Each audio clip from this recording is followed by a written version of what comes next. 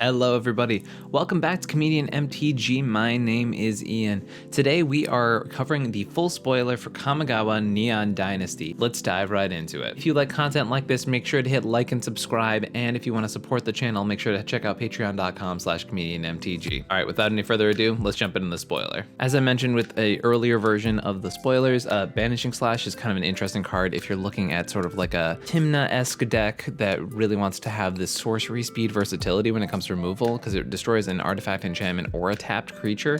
So the flexibility of the card's pretty cool for 2 white mana. You have to have a lower color deck if you want to play it, and the fact that sometimes if you have an artifact or enchantment it gives you a body as well means that it might have some utility, so it's definitely worth checking out. But it also might just be due to the fact that it's sorcery speed, there's a solid chance it won't see play. The next card we're going to talk about is Cloudsteel Kirin. Cloudsteel Kirin is pretty interesting because it is, normally it's just a 3/2 flyer, but when it's equipped to something, equipped creature gets flying and you can't lose the game and your opponents can't win the game.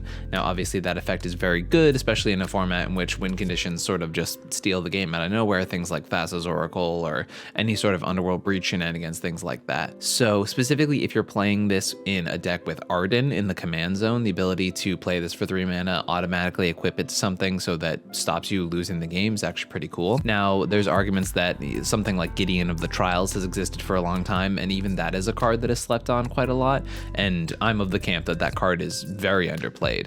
But if you wouldn't want something like Gideon of the Trials in the deck, there is a chance that maybe Cloudsteel Kirin is also a card that doesn't make the cut. Next card we're going to talk about is Lightpaw Emperor's Voice, and this card I'm actually really interested in to see if this could make a deck. So it's whenever an aura enters the battlefield under your control, if you cast it, you may search your library for an aura with mana value less than or equal to that aura and with a different name than each aura you control. Put that card on the battlefield attached to Lightpaws and then shuffle. So I think there is a really interesting Voltron build with this card, and I know Voltron obviously isn't a normal cEDH strategy, but the fact that Lightpaws comes down as early as turn 1 and you can just start slapping auras onto it really efficiently is pretty cool. Things like Ethereal Armor and Daybreak Coronet and stuff like that that are 1/2 mana auras that are, if you just search them out of your library, like the most efficient auras that we have. So the fact that this thing can get absolutely huge out of nowhere, there's flash auras that allow you to basically like flash in a buff that then pulls you a second buff out of your deck that's a lot stronger. Things like All That Glitters that give things +1/+1 for each enchantment or an artifact you have, allow this card to turn into a lethal force very, very quickly. And then obviously you could supplement the deck with things like stacks effects, like Rule of Law, like Null Rod effects, because you really don't care about those types of effects if you're playing this deck. So it's interesting as like a hard stacks Voltron build, and I think it could get there. I'm interested to see it. I've already sort of started brewing around it, and I have like a 70 card sort of pile going on right now that I think might be pretty interesting to look at. And also it's worth noting that that the initial auras don't have to go on Lightpaws. So, you could definitely have something where you like buff an Aven Mind Sensor and then also have something come onto Lightpaws, and that way you're spreading out your damage and things like that. So it's pretty cool to look at, and white is obviously a very strong stacks color, so being able to stacks out your opponents while also simultaneously putting a lot of pressure on their life total is definitely something I think at least worth investigating, if not something to fully commit to. Right next to that we have the white Scavenging Ooze in Lion Sash. It allows you to pay a white to exile target card from a graveyard. If it was a permanent, put a 1/1 counter on Lion Sash. You can reconfigure this to make it an equipping onto a different creature, but it also is just a 1/1 equipment creature on itself. There's already builds of Winota that are a little more themed towards having artifacts, specifically the Avalanche build, so it's pretty interesting in a deck like that. It's kind of interesting in a lot of the stacks tier builds in our format. I think the fact that it takes white mana to use this ability is a little unfortunate, because it is a lot harder to hold up white mana, especially in a deck like Winota, than it is to hold up like a colorless mana. So that's a little unfortunate, but it does a really cool effect. Obviously Scavenging Ooze is a very good card and it's played in a ton of different formats, so this card seeing play in cEDH, I would not be surprised by it at all. Also, as we mentioned, there are decks playing around with things like Arden, and being able to use your Stoneforge Mystic to be able to search this card up is like definitely a thing. March of Otherworldly Light, I mentioned this in another video, but people are really hyped on it, and I think the amount you have to invest in that card for it to actually be good is pretty aggressive, and I just don't think it gets there. I don't think the card's good enough. Irritated Companion is a really interesting card. It is just a 1/1 enchantment creature that allows you to draw a card when it enters the battlefield. There's already Enchantress decks that exist. As I mentioned in my last video, I didn't think of one off the top of my head, but a lot of people point out Sithis is a deck that exists in our format, and I have a hard time seeing this card not seeing play in that format, seeing as it turns into 2 mana, draw 2, and also get a body on the field, and that doesn't even include if you have other Enchantress effects in play at the time. So any sort of enchantment theme, it's really good. Any sort of creature deck where you want creatures that are disposable bodies that also like cantrip and replace themselves, Spirited Companion seems really, really good at just kind of being this like niche role filler. So I'm a big fan of that card. Touch the Spirit Realm's kind of interesting because it's a banishing light on the top half, and then it's a channel to flicker something on the bottom half that comes back on the next end step. I know there's a lot of stuff being done with flicker right now in the format. Like I know Sick Robot has been doing a lot of work with Yorion as a commander. So there's definitely blink things that are happening. I think the new Hinata, which we will cover in a little bit, video is definitely a commander that like flickering effects are pretty strong in. So I think Touch the Spirit Realm could actually end up seeing play due to the fact that it has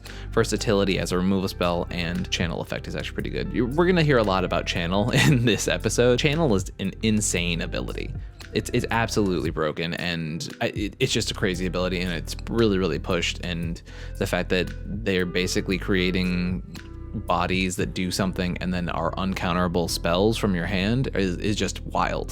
The Wanderer is technically worth talking about because it's an interesting effect. It's a flash planeswalker, and the turn it comes in, you can activate its abilities as if they were instants. It's fine. It creates a body. It can buff a creature. It can also exile a tapped creature. It's just fine in a lot of ways, but like I could definitely see a world where it sees play in cEDH, but I don't think it's the best thing you can be doing in the format by a long shot. I know people were talking about Anchor to Reality as like a tinker for equipments. I think that's more cute than it is good, especially at 4 mana. Like there's no equipment or vehicles that I really think are like gonna break the game being cheated into the battlefield, which is probably why they created an effect that's even close to Tinker. It's cute for sure. There's definitely stuff you can do with it, but obviously being able to like not cheat in artifacts that are like more broken than vehicles or equipments is definitely a big downside. New Jin-Gitaxias, pretty cool card. It is a solid reanimator threat. It's a solid card for the mid-range Kinnan list, the one that's just trying to drop big fatties onto the battlefield. It allows you to copy your own spells when you cast them, and it's a stacks effect against the first instant sorcery and artifact your opponents cast on every single turn. So stopping your opponents countering things is really strong, obviously. Unfortunately, it only stops the first thing an opponent casts each turn, and it also can run into problems where one of your opponents is trying to pop off, and then suddenly your opponents only have one counter magic piece, and because you have Jin-Gitaxias on the battlefield, it ends up king-making another player. It's definitely a thing that this card can end up being in. I don't know that I'm excited to play in Reanimator effects, but I definitely talked to Hire, who is the author of the mid-range or mid-power Kinnan list, and he's very excited about this card. So it's a pretty cool card and definitely a strong effect, but I think there's enough downside to it that I'm not excited to personally play in any sort of Reanimator or big creature. Kairi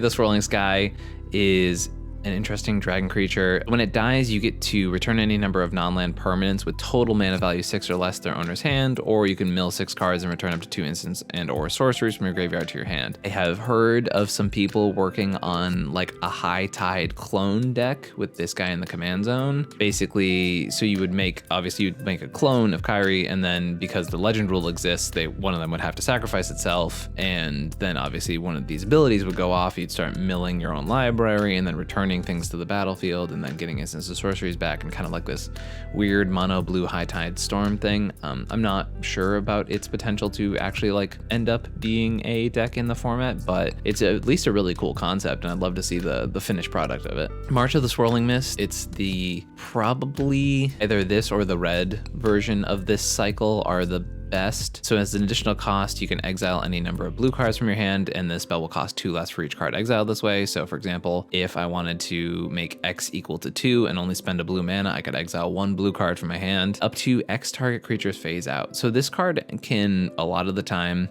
in like a mono blue shell or in a lower color blue shell. Say you have a bunch of stacks creatures preventing your Isochron Scepter win con popping off. Say you're playing something like Urza, for example, and there's a bunch of rule of laws on the battlefield that are stopping you from winning. At end step, you can be able to go, okay, I'm gonna pay 1 blue and exile 2 blue cards from my hand, and I will remove 4 creatures from the battlefield until your next upkeeps, basically, and be able to go off with like Isochron Scepter or something like that, or get rid of Collector Roof that's stopping you from doing that. So it's a pretty powerful effect. It's really good against stacks creatures specifically, because you basically get to be like, okay, on my turn, these will all be gone. Like a lot of the stuff like Dress Down is used for, but obviously different effect for sure. Definitely better in lower color blue decks, and definitely better in decks where you can, you know, pitch more blue cards into it. But it's a pretty strong effect, and paying mana into it, like I don't mind paying 3 mana to remove 2 creatures for a turn. That's like fine. So the fact that like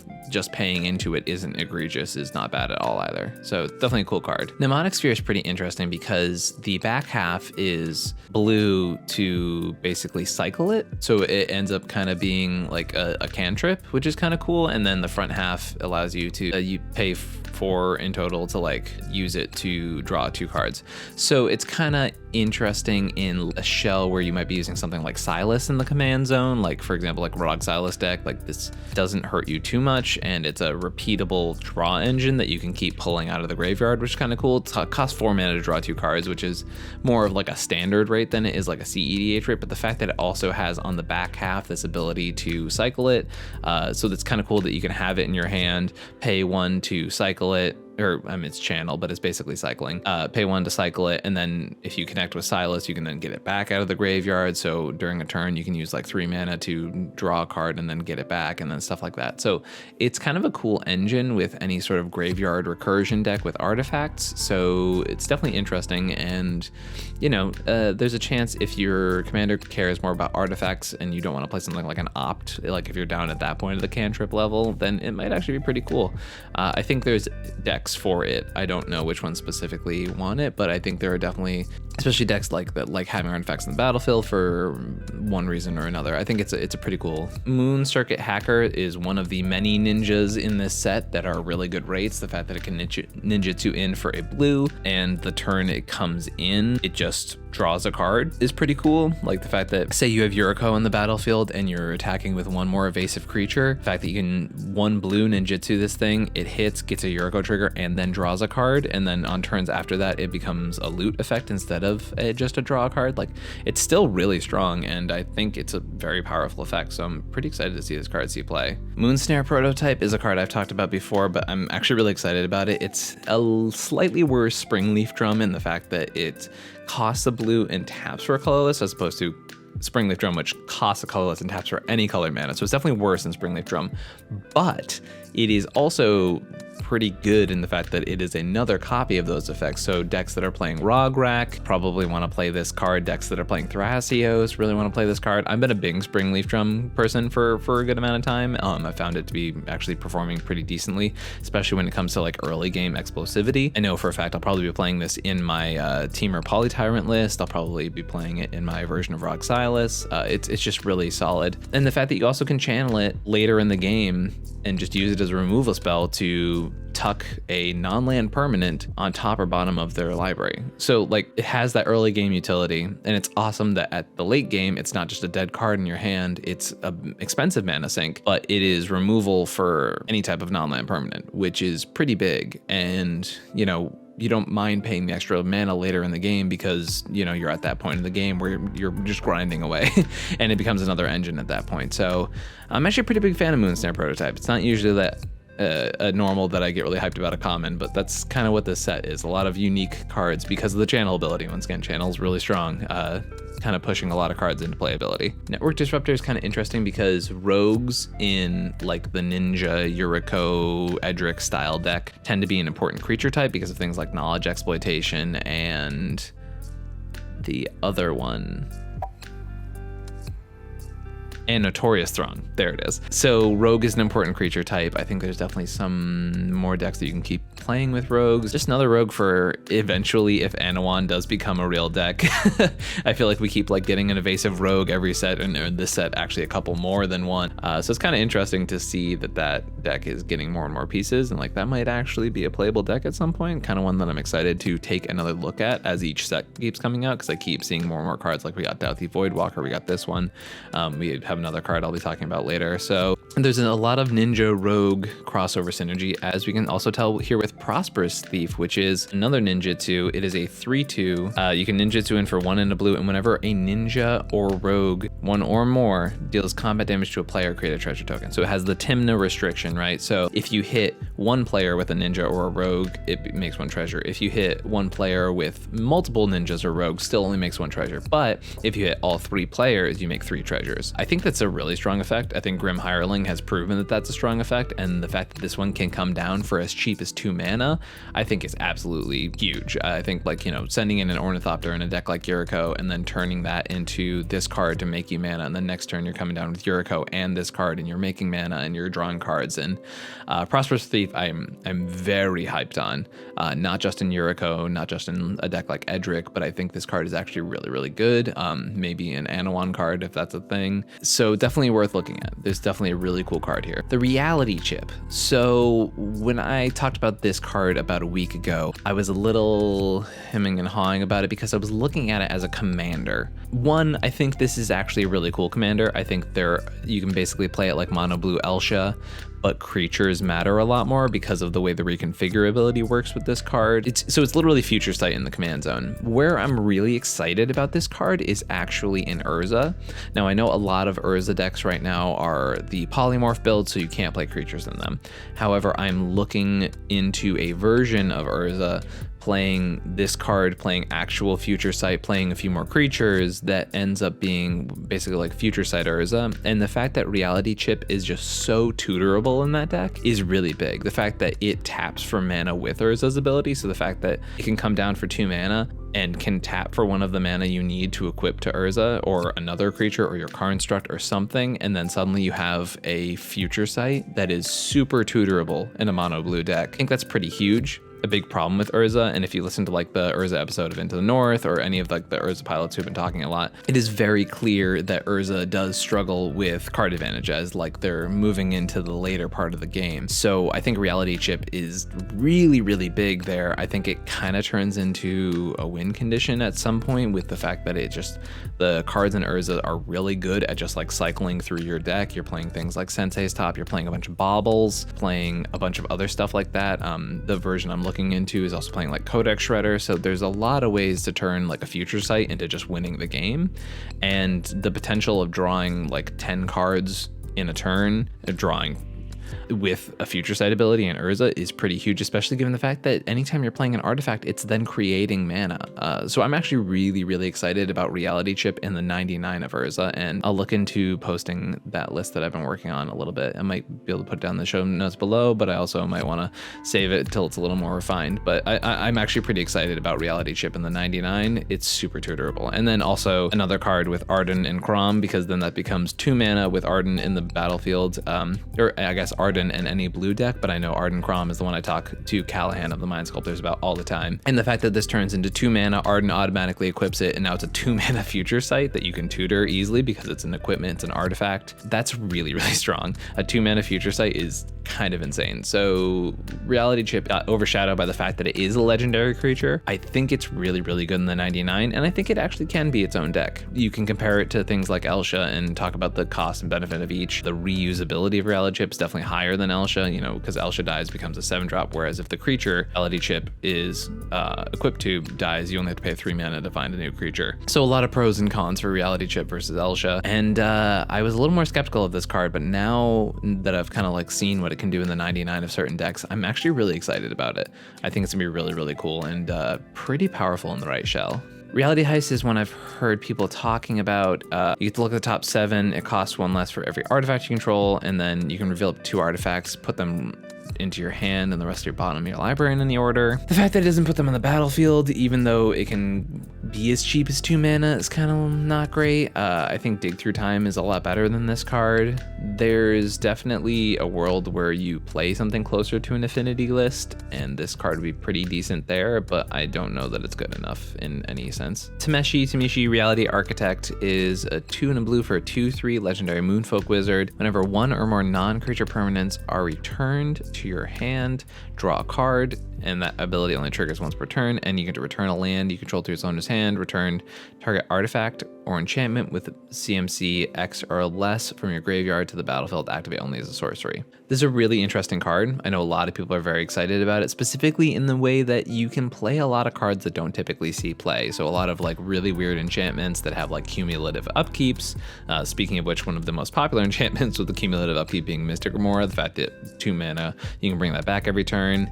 You have to play some weird cards like Walking Atlas to be able to like counteract the fact that you're bouncing lands back to your hand. The fact that the first ability is also not tied specifically to the second ability is kind of interesting. It definitely leads to a cool blue-white deck that allows you to play a lot of interesting cards. I think the win condition department is definitely the worst part of this deck in the fact that it doesn't line you up with any specific win conditions, so it doesn't really give you an avenue to the win right away, but it's still a pretty cool card, and I think, you know, it's definitely unique and interesting. And obviously, once again, I've said this probably every time you see me do a set review, any card that adds new cards to playability in cEDH is a good card. So the fact that there's a lot of really weird cards that would never see cEDH play unless they can be broken with this card starting to see play automatically gives it a plus in my book. I talked about Tezzeret, Betrayer of Flesh before. The abilities aren't really that relevant, but the passive ability of the first activated ability of an artifact you activate each turn costs 2 less to activate is kind of interesting. The fact that it basically, if there is a commander that is the legendary artifact creature that has blue in it and that has an activated ability that you want to activate each turn, Tezzeret becomes really cool. So something like Brea, but not Brea, because Brea doesn't really work like that. If there was like, I don't know, say mono blue commander that said 2 colorless, draw a card every turn, then Tezzeret would obviously be like awesome in that deck. I don't think that card exists yet, but if it did, or if it does at some point, Tezzeret would be pretty cool there. So it's cool to point out like, oh, we're one printing away from that card being actually pretty decent. Thousand Face Shadow is one of the cards I'm most excited about in this format from this new set. Thousand Face Shadow is a human ninja 1/1 flyer. It has ninjutsu for 2 and 2 blue, and when it enters the battlefield from your hand, if it's attacking, create a token that's a copy of another attacking creature, and it enters the battlefield tapped and attacking. So super cool. One, the fact that it's already an evasive flyer that wants to be played in decks that want to play it, basically. So like 1/1 flyers are really good with like Edric and Yuriko and Tymna and stuff like that. It's specifically really good with decks like Yuriko because it's an evasive threat. So you play it as a 1/1 flyer turn 1. You then get to attack, say we're talking about Yuriko, and you activate the commander ninjutsu, put it back to your hand, connect with Yuriko. That's already great because that's already a lot of the play pattern of the deck anyways. But then later in the game, it's still in your hand and you can either A, replay it as a flyer later that's going to get through and connect and be a ninja that's connecting with your opponents. But it also has its own unique ninjutsu ability that allows it to be snuck back onto the battlefield after you've bounced it back to your hand. So there's a ton of play to this card, and I did have it confirmed between recordings that because of the way it's worded, because ninjutsu happens after a creature's unblocked, you get to make a token copy of another creature that is unblocked, which is huge, right? So say you're attacking with a Dockside. I don't know why you're playing this in a Dockside deck, but so if you ninjutsu this in, you get to say, okay, I'm making a tapped, unblocked Dockside. Make a copy of that. First of all, the token doesn't go away, which is pretty cool. So you just have a token copy of one of your creatures forever. Or say someone took one of your creatures with Gilded Drake. You get to pay 4 mana, get a Gilded Drake that's just there, right? And then obviously all the ETBs with that. But not only that, if you have a creature that has an ability that cares about doing combat damage, you get to make a token copy of that creature tapped and attacking at the point where blockers have already been declared.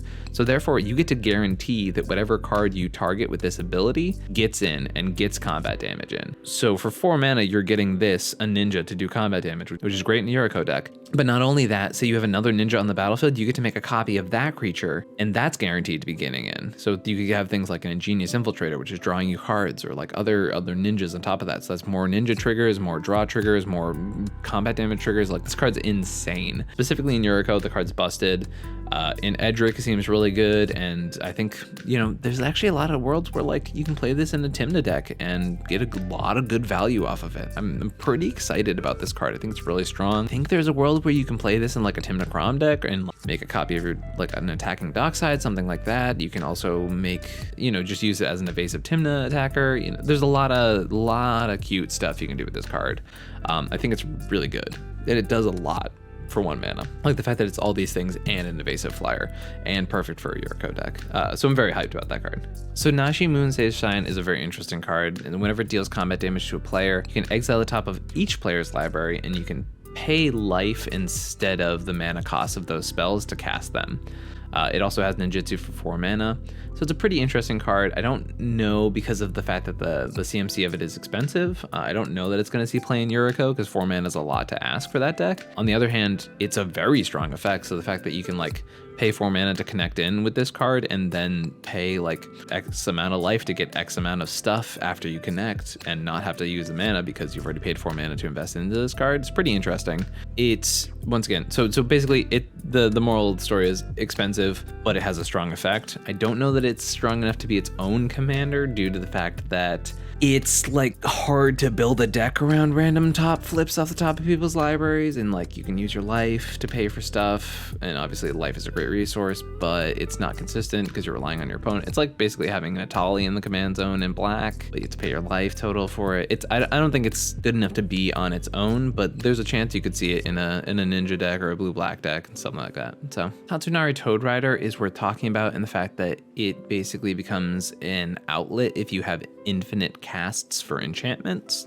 I know some people were working with like polymorph builds with this card and stuff like that, and obviously it's in Sultai colors, so being able to play like Thoracle is a perfectly fine win con. I don't think the polymorph builds make a lot of sense because it asks a lot of your deck. It asks that you have the ability to be able to not only make infinite colored mana with your enchantments, but then have casts on top of that to bounce your enchantments back to your hand and then replay those over and over again. So it's pretty cute in that sense, at least with the polymorph build. If there's a easier way to have infinite enchantment casts, I think that's probably the way to go, but I can't say that that's pretty obvious. So I don't know that this card is gonna see play, but I think people have been like excited about it and brewing around it, so it's at least cool to look at. I want to talk about Virus Beetle because there is a growing number of cards that when they come in, each opponent discards a card. I have at times played a build of Kroxa that is more Turbo Naz focused and uses cards like this and Elder Frostfang and Burglar Rat, and so all of these cards that are bodies that come in make your opponents discard. They trigger things like Waste Knot or Geth's Grimoire, and then you can sacrifice them to things like Culling the Weak and stuff like that. So it's pretty cool. It is a very specific effect I like, but it is pretty strong. The fact that it is a 3-for-1 against your opponents is pretty nice, and if you can find ways to have discard payoffs in your deck, I think it's pretty cool. As I mentioned before, Atsushi, I think that's how you say it. Blazing Sky has a really cool ability. When it dies, you can either exile top 2, and until the end of your next turn you can play them, or it creates 3 treasure tokens. And the fact that it dies and creates 3 mana, and the fact that it only costs 4 mana makes me think that there are combos with it. People pointed out that you can do stuff with like Altar of Dementia and Nim's Death Mantle to make infinite mana that way. And then obviously if it's in your command zone after you make infinite mana, you would be able to then play it and sacrifice it again and exile your whole deck, which is cute. There's definitely the fact that that combo exists. It's in mono red, so being able to assemble a 3-card combo in mono red is a big ask, especially when mono red doesn't really have great ways of tutoring artifacts onto the battlefield, but that's just a preliminary version of that. So I'm thinking that there are going to be more and more things that might come out with this card that make it more playable and make it more options for combos. And if that happens, that's awesome because I love seeing mono red have more variety. Experimental Synthesizer is a card I'm actually pretty excited about. Comes in, you get to exile the top card of your library until your end of this turn. You can play that card. Then you can sacrifice it, create a white 2/2 samurai, and when it leaves the battlefield, as it says up on the top ability, you can also exile the top card and play it that turn. So I think for a deck like Doretti, mono mono red already, it's pretty cool because it's, you know, 1 mana just a cantrip, and then later in the game you can sacrifice it, bring back a crazy artifact like God Pharaoh's Statue or something silly like that, and then also have another card draw on top of that. Creates a body too, which is kind of cute if you sacrifice it to that ability, so it's not like it'll just be stuck with it on the battlefield if you don't have a way to sacrifice it in the command zone. I think this card will see play. I don't know specifically where, but it's definitely cool, and I like that it's a cantrip that provides an artifact body and that can also do some cute stuff as you're playing through the game. So back to this exile cycle. March of Reckless Joy is the other one that I mentioned, is tied for the best version of the cycle in my opinion. It is really, really good. The fact that you can exile any number of red cards, it's an instant, which I'm a big fan of. You get to exile the top X cards of your library, and until the end of your next turn, you can play up to 2 of those cards. Now, it's important to realize that limitation exists. You can only play up to 2, but even recognizing that limitation, the fact that at end step, if you're playing a low color red deck, you can be like, all right, I'm gonna pay 1 red and then exile 2 red cards from my hand, look at the top 4, and I'm gonna be able to play 2 of those until the next turn. It's a pretty strong effect if you're hellbent, or if this is the last card in your hand, I should say, and you're like tapped out. If this is the last card in your hand and you're in sort of a desperate position, at end step, you can sort of like tap out, dump like 5-6 mana into this, and really kind of like reclaw your way out of the out of the dungeon. So it's kind of interesting that this is a card advantage engine red, really good in a deck like Prosper, obviously, pretty cool there. And yeah, I think this is a really cool card. I think it's a good option to have in red. I like the templating on it. The fact that it's an instant is nice. The blue one's probably the best one, but red is definitely the at least close second. Rabbit Battery is kind of interesting here, the one I want to talk about, because it's a 1/1 haste, and you can reconfigure it for a red to give another creature +1/+1 haste. There is this idea that you can, with these new cards, a couple of them that exist with like Lion Sash and Rabbit Battery, there is a way to play a Stoneforge Mystic package in Winota that basically only tutors these equipment creatures, which is kind of cute. And the fact that this one is a 1/1 haster is kind of cute and can suddenly turn other non-creatures into hasting threats. Maybe if a 1/1 can't get through, for example. Don't think that's an optimal package, but if more and more of these come out, it's definitely worth checking into. I think it can at least be tested. And once again, I don't think it's getting there, but it's definitely something to note that, like, if you want to experiment with that in Winota specifically, Lion Sash and Rabbit Battery are both really good Stoneforge Mystic targets. And, you know, you could obviously play something like Umizawa's Jute if you want to grind the game a little longer. Tempered in Solitude is really interesting if you have a deck where you are attacking with a creature by itself just consistently, because it is just draw a card for that turn if you are consistently doing that. So I don't know really a lot of decks right now that are just in red and are just consistently attacking with one creature over and over again, but if that is a play pattern you are seeing a lot, and it has to be that creature is attacking alone. But if that is a play pattern that your deck is seeing, I don't really know one, as I said, but if that is a play pattern you're seeing, then obviously it's a really good card advantage engine, so definitely pretty cool. Twintron Sniper is a super medium card, but it is a goblin and an artifact creature, and it has channel, so you discard it and it deals 2 damage to any target. Now, no one is playing Sudden Shock, which is the split second 2 damage to anything, but this one's like infinitely more tutorable in low color decks. So it's tutorable with Imperial Recruiter, it's tutorable with Goblin Matron, it's tutorable with anything that grabs artifacts. So it's a very tutorable, uncounterable 2 damage.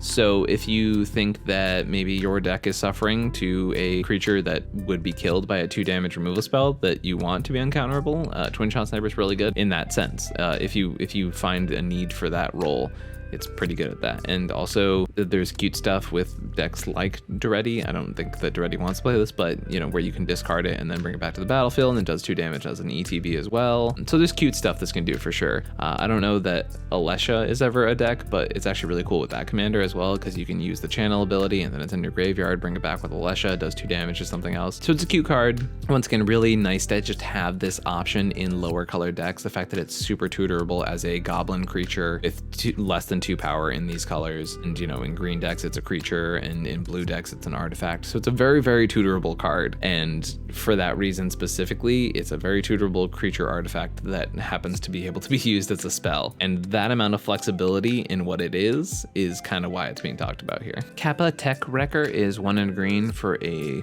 1/3 ninja turtle with ninjutsu, and it enters the battlefield with a death touch counter on it, and when it deals combat damage to a player, you can remove a death touch counter to exile an artifact or enchantment that player controls. So interesting to have a green ninjutsu card. There's a couple color switches with ninjutsu in this set, but The fact that this card is able to be like a reclamation sage that's kind of uncounterable if you have evasive creatures. Obviously, ninjutsu is a lot harder in green. We talked about Edric earlier, which is kind of a cool deck that has a lot of evasive creatures. But in general, I'm not too excited about this card, but it was definitely worth talking about the fact that it has Death Touch on its own and actually is able to be evasive in that sense. Pretty cool. But it only does this effect once, kind of like a Reclamation Sage in that sense that it only does the effect once. It's cheaper than that, and it exiles, which is cool. So I thought that was kind of worth bringing up, the fact that it has those similarities and differences there. Definitely not the best set for green, I'm gonna say. Not a green set. Okay, now we're gonna talk about my favorite card from the whole set. Is it my favorite? Yeah, it's my favorite card in the whole set. Colossal Sky Turtle. This card is so flexible. It's so freaking cool. It has 2 different channel abilities. It's a flying ward 2/6/5 for 7 mana. Don't care. The fact that it has 2 different very playable channel abilities is why I'm talking about this card. It has to discard it and return target card from your graveyard to your hand. No restriction there, just return target card from your graveyard to your hand, any card in your graveyard, or 1 in a blue, discard it and return target creature to its owner's hand. So it's either an unsummon effect or a regrowth effect. Uncounterable, instant speed, flexible. This is awesome. Super tutorable also because it's a creature in green. Yeah, I don't know. Like this card is awesome.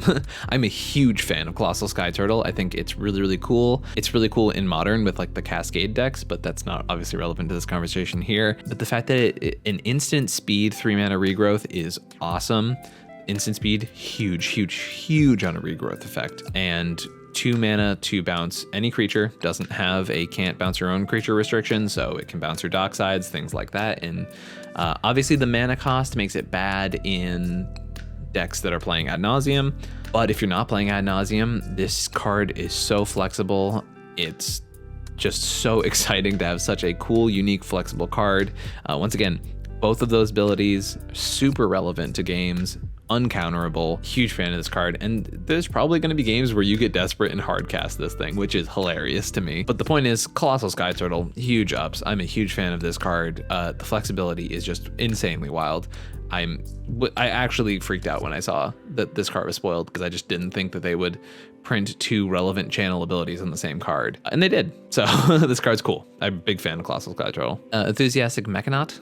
Interesting because it makes your artifacts cost 1 less. It's a 2/2 flyer for blue-red. Nothing to say really about it. It's a very cool card, and it's good in a deck like Jorah. Now we're gonna talk about one of my favorite commanders from this set, Hinata Dawn Crowned. So it's a flying trample 4/4 for 1 in Jeskai. Spells you cast cost 1 less to cast for each target, and spells your opponents cast cost 1 more to cast for each target. Now it's a little weird because it makes your opponent's counter spells cost more when it's on the battlefield, which is definitely a downside. But the upside of this card is that your counter spells cost less, and a couple of other cards, it breaks wide open. Certain cards in combination with Hinata become insane. Any card that does a thing and you pay X into it for each target becomes degenerate. Like for example, Heliod's Intervention. You can go, okay, I'm going to pay 2 white, and say there's 6 artifacts and enchantments your opponents control. You go white, white, not paying any X into it because Hinata goes, oh, you want to target that one thing? That costs 1 less. Oh, you want to target that one thing? That costs 1 less. Oh, you want to target that one thing? Costs 1 less. So you can literally pay 2 mana with the Heliod's Intervention and blow up every single artifact and enchantment your opponents control. With Aurelia's Fury, you can target every single creature your opponents control and every single player. You can silence them all for the turn, and you can make it so their creatures either take 1 damage or aren't blocked or both. Or can't block for the turn. You can do things with a triple blue X card that says bounce a non-land permanent. So you can literally pay 3 blue and nothing into X and bounce every single non-land permanent your opponents control. So basically the idea is that if Hinata resolves, you become an unstoppable force. And the whole game plan is to like get Hinata to resolve, do that thing. It opens up win conditions with Underworld Breach because intuition piles cost less. So Intuition costs less. The Savine's Reclamation will also cost one less, so that pile just becomes so much cheaper and a lot easier to cast. So 2 mana Intuition, because Intuition targets a player. So Intuition for 2 mana and having your Savine's pile be a maximum of 4 mana as an investment is so crazy. This card's really, really cool. It does a lot of cool stuff with like Ghostly Flicker. Target 2 things with Ghostly Flicker, and that costs blue mana now. So you can do really cool stuff with like flickering effects in Jeskai colors. This card's really awesome. There's cards that untap X target lands or whatever, so you pay the initial cost and you can untap all your lands. And I think there's different versions of the deck that can exist. There's like more of a mid-range version. There's like a version that focuses heavily on flickering effects. And then there's a version that's like basically blue-red storm in Jeskai colors that also just happens to have the, you know, breach win cons. I think this card is really, really unique. It opens up more creative outlets as a commander. It's not just can only be built one way. You can definitely take it in different directions. Super unique effect that's been printed. It breaks cards that, once again, don't normally see cEDH play. Like, when's the last time you saw Aurelia's Fury, or you know, the card I was talking about that's the 3 blue, bounce any number of non-lands. So the card's really cool. It opens up a new deck. It opens up a new, at least 3 new ways to build this list. And it's a really cool card. Super cool. So very happy to see this card and excited to see what comes of it. Kaito Shizuki is a really interesting new planeswalker. It's 3 mana, which is a really good rate. The turn it comes in, it phases out at that end step. So if you are playing a deck in which you're consistently attacking, its +1 ability is really strong because you draw a card and then you discard unless you've attacked this turn. So if you're playing a deck like Yuriko, you're playing a Tymna deck, something like that, and you're consistently attacking, you're able to just keep drawing cards. It also gives you an evasive threat with the -2 making a 1/1 unblockable ninja. So for example, you can like play it for 3 mana, make a unblockable 1/1, it phases out until your next turn, and then the turn after that you can attack with it and then draw a card off that ability, which is pretty cool. So the card's really, really interesting. It's really cool in like a Yuriko or a Tymna deck. I think the fact that the +1 for only 3 mana then just becomes like a repeatable draw card engine that you're at least getting 1 or 2 cards off of and creating a body. Kaito's actually not bad. It takes a lot for a 3 mana planeswalker to see play in cEDH, but this one does enough stuff right that I think it's worth looking at. Satoru Umizawa we talked about before, talked about it last week, and we did a deck tech on it with Higher from Playing with Power. Card is really, really cool. It basically turns into blue-black sneak attack with Authorical Consult, backup win con. It's weird because it's like a blue-black mid-range deck because you can't really go too fast because you can't play ad nauseum. You could play Pier technically. And then it's interesting because you have to balance out the fact that you want evasive creatures, you want super crazy threats that you want to cheat in for 4 mana, but you also can't use too much fast mana because you have to make 3 mana as the investment into Satoru and then 4 mana into the investment of sneaking a creature in. But investing in that and still getting a 4 mana Jin Gitaxias or something broken like that is still pretty good. So it's definitely worth looking at. And I definitely think it will be a mid-range sort of blue-black sneak attack deck for sure. Containment Construct is definitely worth talking about. This card's insane. It's a 2 mana 2/1. Whenever you discard a card, you can exile that card from your graveyard. If you do, you can play that card this turn. So if you wheel with like a full grip, you basically double the size of your hand. If you're doing any sort of discard synergies where you're like burning and querying or using cards like Conspiracy Theorist, this card's really, really cool. I could definitely see it in like a Kroxa deck where you're trying to like wheel everybody's hands or like hit everybody with mutual discard effects, playing things like Chains of Mephistopheles. Containment Construct is really, really strong. It's 2 mana, which is a great rate for that card. It's an artifact creature, making it very tutorable in a lot of different colors, and it opens up a lot of play pattern because discard stuff is definitely a little underexplored in the format right now, and also it's definitely a really, really cool card. It also like doesn't mess you up if you're trying to do like Underworld Breach stuff, because if you crack your LED, you don't have to exile cards in your graveyard, or you don't have to exile the cards from your graveyard, which is really cool because you can play them, or you can choose not to. So Containment Construct is really, really cool. I think it's gonna see play in a deck, and whatever deck that does see play in, it's gonna be insane in that deck. I think it has to be a deck that's built around doing a lot of discarding, but if you are doing a lot of discarding, this card is buck wild. Big fan of it, big fan. All right, now we're probably gonna talk about the most important cards from this set. There are a series of channel lands, all lands with the ability channel. They're legendary. They have no downside apart from the fact that they're not basics. These lands are insane. So let's talk about them. First of all, they're freaking awesome in like a Captain Sensei deck where you're like tutoring legendaries all the time. There are effects that cost less for each legendary control. Anyways, so for example, first one, Boseiju, which is probably the best one, I think, of the cycle, if not tied for first. For 1 and a green, you can discard it, destroy an artifact, enchantment, or non-basic land. That player can search their library for a land card with a basic land type. Now, what I messed up in my last video was I said that it was a basic land, but it is a card with a basic land type. So you could get like a Tundra or any of the Triomes or a Shock land or something like that. And that land enters the battlefield untapped. And this ability costs 1 less for every legendary creature you control. So this takes up a land slot. For any deck under 3 colors, you should treat this as a land, in my opinion, and then any deck 4 colors and above, you can treat it as a spell that just sometimes has the upside of being a land. This card is insane. So you're playing Commander. A lot of the time you have your Commander out. So basically this is 1 green mana, uncounterable, destroy target artifact, non-creature, or basic land. That's freaking insane. This is a land that's just a better Nature's Claim most of the time. Yeah, they get a land out of it, sure, but it's a land. It's uncounterable. It gets around rule of law. This is crazy, especially in the current meta, right? Because we're talking about all these ad nauseum decks that are trying to pop off under these rule of law effects, and now uncounterable 1 mana, you can be like, nah, get rid of your rule of law. And they're stacks decks, so they play stuff on their main phase. It's not like they have a ton of interaction, right? So it's just like an uncounterable rule of law removal piece. Costs 1 mana to use this ability, and then other times it's just a land. The card's insane. People are talking about it in like 5-color decks, like Najila. That alone should tell you how strong this effect is. It like any deck that I was playing Nature's Claim in, Nature's Claim would be gone.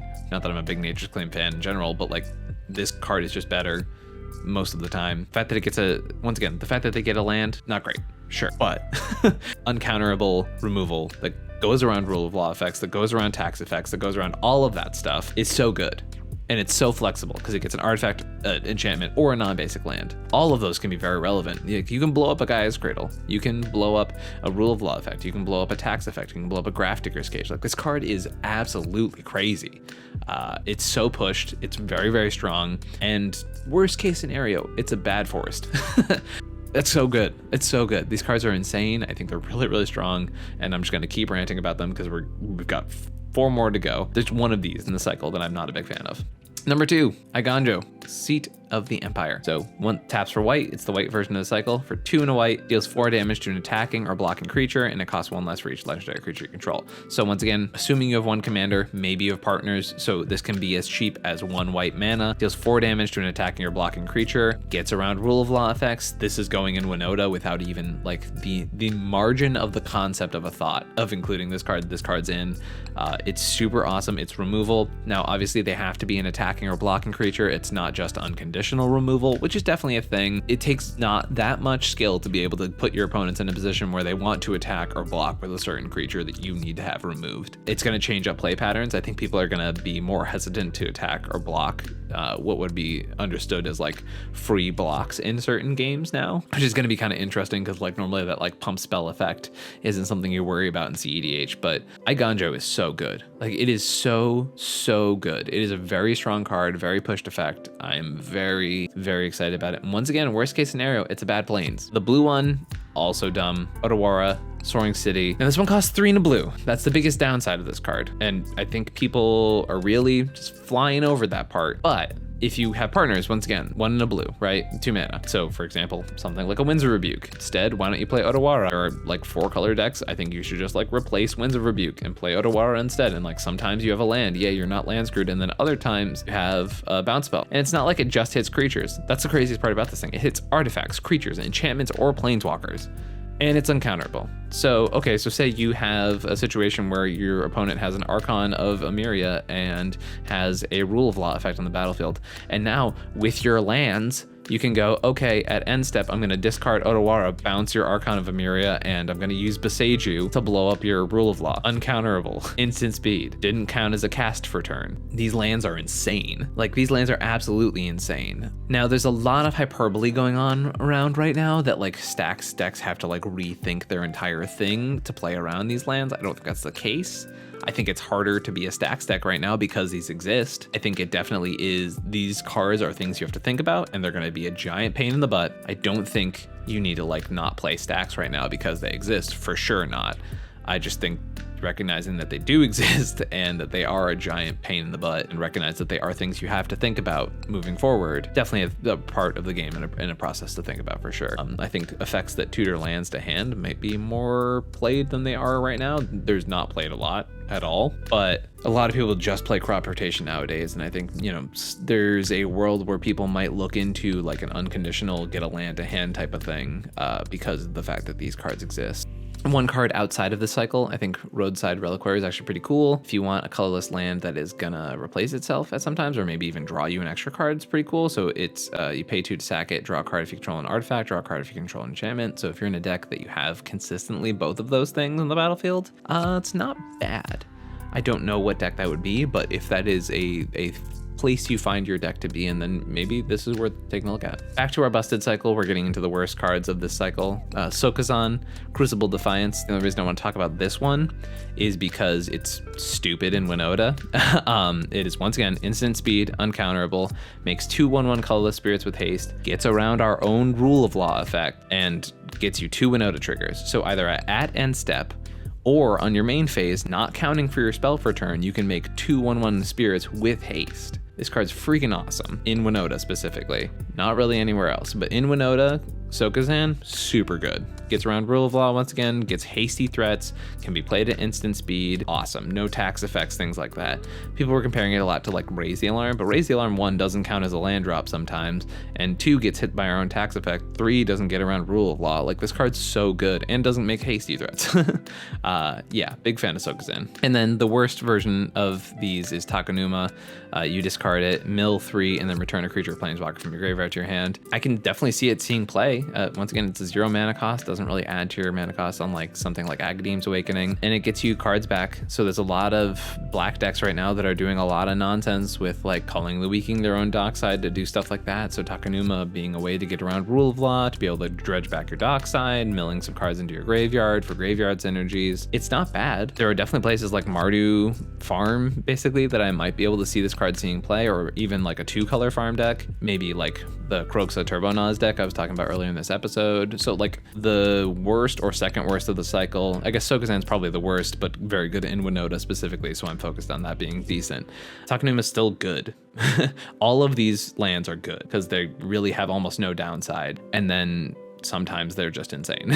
And that's it. So Kamigawa Neon Dynasty brought not the most amount of cards for the format, but definitely a lot of, once again, super cool designs. Really interesting stuff. The channel ability, if I've learned anything, if you take one thing away from this set review, is that the channel ability is busted and counterable stuff is really, really good. Yeah, this set's really cool. I'm a big fan of it so far. The design for the art and stuff like that for the lands is awesome. The neon frames for certain commanders are really, really cool. I'm a big fan of the set. I think the channel ability is busted. It's really cool to have a set that's like kind of in the new world of like fair cards, but still has a lot of cards that actually end up breaking the mold into cEDH, which is really awesome. I like the design a lot. Channel's really, really busted. The turtle is a card I'm gonna get like a Japanese foil of because I love that turtle so freaking much. But I'm really excited about this set. I'm really excited to hear what you guys have to say. So if you guys, once again, think any of these sagas are playable, if you think my evaluation of any of the cards that we talked about today is incorrect, or you want to add some more cards that you're excited about, you think I've missed some of the implication of some of the cards we didn't talk about, please comment down below. I'd love to hear what you guys have to say. Last week's episode, people commented the fact that I completely forgot about Sithis when I was talking about how there's no Enchantress decks in our format, and that was super helpful because obviously that's good for people to know that those options do exist in the format. So any sort of comments like that, I'd love to hear them down in the comments below. Tell me your favorite cards you're excited about for Kamigawa. Tell me about those new cool foils you're excited to get. I want to hear all of it. And I'll see you guys down in the comments below. If you like content like this, make sure to hit like and subscribe, hit that little bell so you know when we post videos. And if you really want to support the channel a lot, you want to keep the lights on, check out patreon.com/ComedIanMTG. Stuff like that helps me get to events like I'm going to next week. I think I'm going to impulsively be heading over to SCG Philly, which would be pretty cool. So if you guys are out there, shoot me a message in the comments below, and I'll see if I can bump into you guys and catch a game. And if you want to be talking about any of these spoilers, you can also go over to the ComedIan MTG Discord. The spoilers channel has been blowing up because we have some of the most creative minds in our format, in my opinion, in our Discord. And it's a really cool place to be. I love talking spoilers with people, even when I can't be there because I'm at work. People are always talking in that channel, so it's really, really cool. And I have made already several channels for decks that are coming out because of Kamigawa Neon Dynasty. We have the Commander product coming out on Monday of next week, so I'll probably post something at that point going over the cards in that. But this is all the cards from Kamigawa Neon Dynasty, the actual set that I think are going to be played in cEDH. All right, everybody, it's been an awesome episode. Thank you for joining me. I will see you guys next time. Peace.